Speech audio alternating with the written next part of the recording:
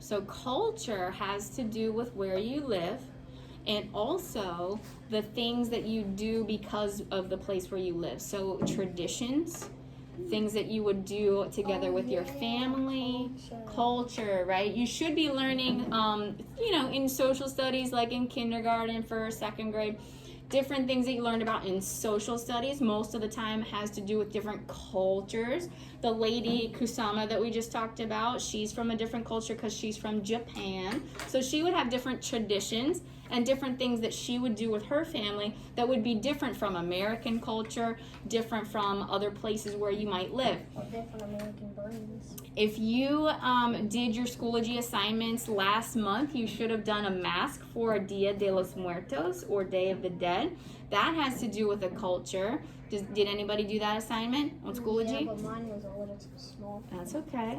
So you learned about Mexican culture from doing that mask, okay? So that Mexico is the name of a country where people live. So depending on where you live and the things that you do, the traditions that you do with your family, that all has to do with culture, okay? So we're gonna learn about a culture that you probably have heard of before, maybe even just from movies. But November, the month that we're in right now, is Native American Heritage Month. So heritage is actually very similar to culture. Heritage is like the people that you've been related to, almost like ancestors. So not like your grandma. So not people that are alive right now, but heritage is like traditions that you've done with your family from people that you're related to like 100 years ago. So heritage Indians? Huh? Like Indians? So that's what the Native Americans are, okay? So Native Americans are also known as Indians. And this whole month of November is a month to celebrate all of the traditions that the Native Americans started.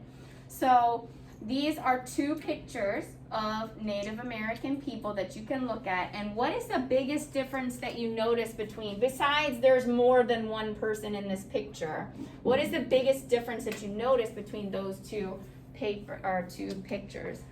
Bobby. Well, that one is gray and that one is like Colorful? looks real and like he has like newer stuff like Yes. like the outfit. Yes, that is correct. So you notice that this picture is, he said gray, Bobby said gray. It is. It's a black and white photo. This is a picture that has been taken a long time ago. It's not a painting. This is actually a photograph. This is actually a photograph, but the thing is, these cameras that were like 100 years ago, they couldn't take color into the picture, okay? So the cameras that we have now, the technology that we have now, we can get color onto the photograph, but back then they couldn't. So that's how we know that this is a picture that was taken a long time ago, okay? So, Chase? I think it's because I didn't have the color filter, so that's why. Well, no. You can have a color filter on your phone, like when you're taking different pictures, or like on like a digital camera, and you can make it look like this. You could put a filter that's a black and white filter, right? Yeah. But this is actually a photograph taken when they couldn't put color onto a photograph. There was actually a camera that was like 100 years ago when you couldn't have color on it. They just didn't have the technology. They didn't think about how to do that yet, okay? But you can do a filter on your phone now and make it look like a black and white picture. Now, the other thing that you're gonna notice is that they are wearing similar clothes, but this one is a lot newer. I could have taken this picture yesterday, okay? So this is definitely a recent photograph of a Native American. Now, if you saw a Native American at the grocery store, would he be wearing this? Not really. No, not really, okay? So this is I'm trying to get you to think about heritage, okay? Heritage. This is what they would wear to kind of honor their ancestors or honor the traditions of their people. So you can see what they used to wear 100 years ago and what they're wearing to honor those people and honor those traditions. So they're doing the feathers and they're doing the clothing made out of leather, okay? So it's just a way of celebrating and honoring their heritage. Okay, does that kind of make sense? Okay, cool. All right, now Native Americans are known for many types of art forms. These are just 3 examples that I want to show you before we go on to the type of art that we're going to learn about today. So weaving baskets, that is a tradition that many Native Americans do. They can actually weave the baskets with their own hands and make them, and a lot of times they sell them, and then people like you and I could buy them at like different markets and things, or like craft fairs. This is a dream catcher. A dream catcher is a type of tradition that Native Americans started. They actually invented dream catchers, and they hang them around, so they're supposed to catch all the bad dreams. I was gonna ask, what do they do? Well, in their culture, you might believe this or you might not, but they believe that if you hang these like around your bed area, then if you have a nightmare or a bad dream, this is supposed to catch it, and that way you're not going to have that nightmare again. So once you have that nightmare, it gets stuck in here and it won't come back out. Okay. And then this is the last one. This is some jewelry over here, and these little gems right here and right here, a little bit over here, that's called turquoise. And Native Americans are really famous for making jewelry with turquoise, that little stone that is found, and it's kind of like that turquoise color. Do you ever have like a colored pencil that's called turquoise? Mm-hmm. Okay. Yeah, sometimes you can have that color in your crayon box or in your colored pencil box. Chase? Turquoise actually sounds like a good name for a turtle. Turquoise the turtle. That is a good name for a turtle. Now, one other thing that Native Americans are really good at is making things out of clay. Okay, you know you can find clay in the ground. Clay is very similar to Play-Doh. So if you've ever squished the Play-Doh and you've turned it into like a little pot, or if you've made it into like little animals and things, you can do the same thing with clay. So these are just some 4 different examples of the ceramic pots that Native Americans could make. And this type of clay is like that orange kind of clay. There's a couple of different colors of clay. Most of the time when you work with clay at school, it's like that gray color. That's just because sometimes the orange clay will kind of turn your skin a little bit orange. So these are some examples of the clay. You make the clay like it's squishy, you know, you form it into the shape that you want it to be in.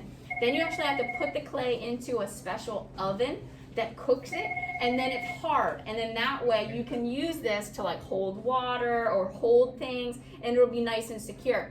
After you put it in that oven and the clay is hard, then you can paint it and put designs and patterns. Okay, so but we're not actually going to be making anything out of clay, sadly, because we're not in the art room, so we're just going to be drawing the pots. All right, so I'm going to use a Sharpie, but you guys are going to be practicing with a pencil. In case you mess up, then you can erase it and fix it.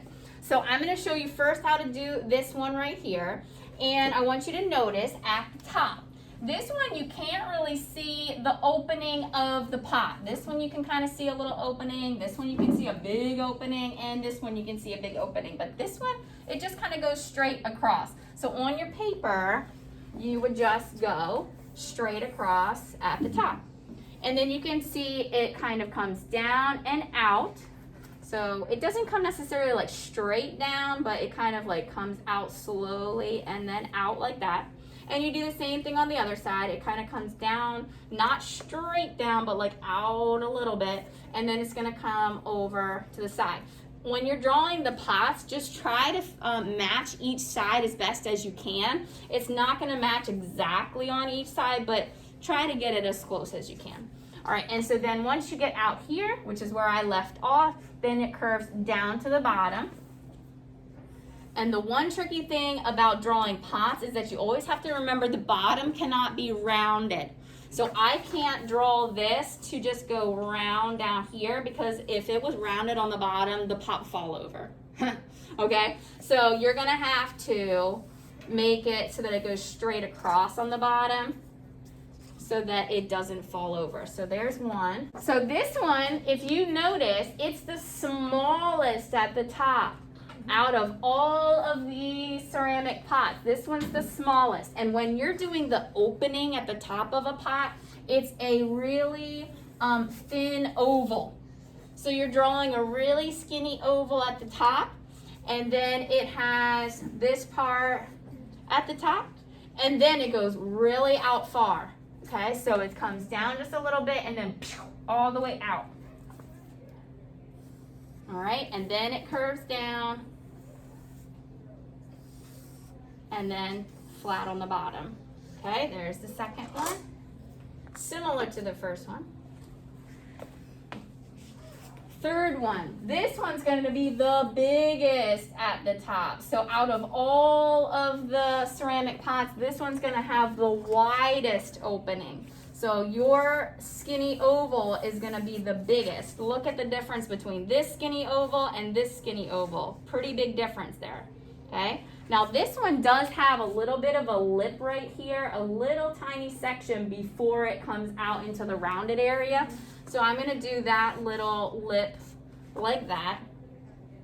And then this section is almost a circle. But again, we can't make it a circle because it has to be flat on the bottom so it doesn't roll over. So one big circle and then flat on the bottom. Okay? And then we got one more that we're going to do. This one, the opening is pretty big. Almost as big as this one. And then this one doesn't have the lip. This one has a little lip, this one does not. So it's just gonna come straight into that curve right away. You're gonna do your oval at the top. Then you're gonna do your big, like you said, almost like an oval. And then flat on the bottom.